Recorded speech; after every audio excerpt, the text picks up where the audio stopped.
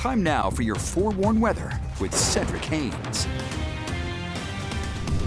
So let's say hello to meteorologist Cedric Haynes tonight. Cedric, you've been watching this storm, and I know it surprised so many meteorologists because it gained strength so fast. Yeah, like literally this morning, this thing was a 85-mile-per-hour hurricane, and then it shot up to currently where it is now, which is a Category 5 storm. That's the highest you can get on the scale, folks, and it's because it's in a prime location with perfect ventilation. You can almost see. It's almost like thinking about us, how we like to breathe in and then we breathe out. That's perfect conditions to keep the system going. Well, that's what's happening here. It's being able to breathe out all the bad, cooled, recycled air and inhale a lot of the good warm air that's over the Gulf of Mexico. So that's why we got this system. And it's a two-parter for Florida because they've got a low pressure moving through now with the stall front producing heavy rainfall. Then they're going to have to deal with this thing, which is Milton itself. And what's really interesting, look here, this is where the eye wall of that storm is, and you can see the lightning around that. That tells you you've got a very intense storm system that is continuing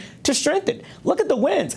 Up to 180-mile-per-hour sustained winds, folks. This is almost, I haven't seen anything like this since Wilma back in 2005 developing there. It's moving to the east at 10 miles per hour. The pressure's all the way down to 905 millibars. The lower the pressure drops, usually later on the winds start to go up in response to the pressure dropping. That lets us know that the storm continues to strengthen. So where's this thing headed? Well, we've been talking about the west coast of Florida, but that's not the only thing to pay attention to. So notice how this thing weakens as it gets closer to the west coast of Florida, but it's also going to expand. So while it may weaken to a Category 3 storm, which is still a major hurricane, the wind field will actually expand and affect more people.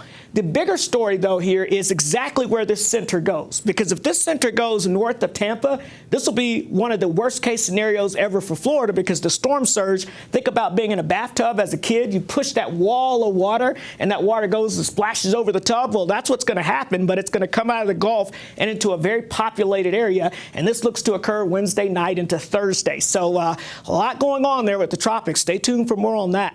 All right, for us, 4-1 radar starting to show some green out there, but don't get too excited because a lot of this activity is not reaching the ground. But what we're seeing is some gusty winds from this activity and maybe a lightning strike or two. But you can see the humidity levels very low, so anything that falls evaporates before reaching the ground. Now, as we go into the next 24 hours, we'll see this fading out tonight. Notice the clouds are still around, but as we go into your Tuesday, we'll add in just a little bit of to the moisture, and that may be enough to get a little bit more activity, especially for the Uintas, where we have the Yellow Lake fire burning, and some of the other higher elevations between I-70 and I-80. So I have added in a slight chance of an isolated shower for tomorrow with this weak disturbance that's going to be producing that isolated shower out there across the area. Now, as we go into the next couple of days, the heat dome takes over by Wednesday into the end of the week, but we'll be watching a system off the west coast that could bring us a better chance of rain as we get towards the weekend. So I'll be watching that for you very closely. All right, let's take a look at your forecast here in St. George. Of course, we've got the PGA Tour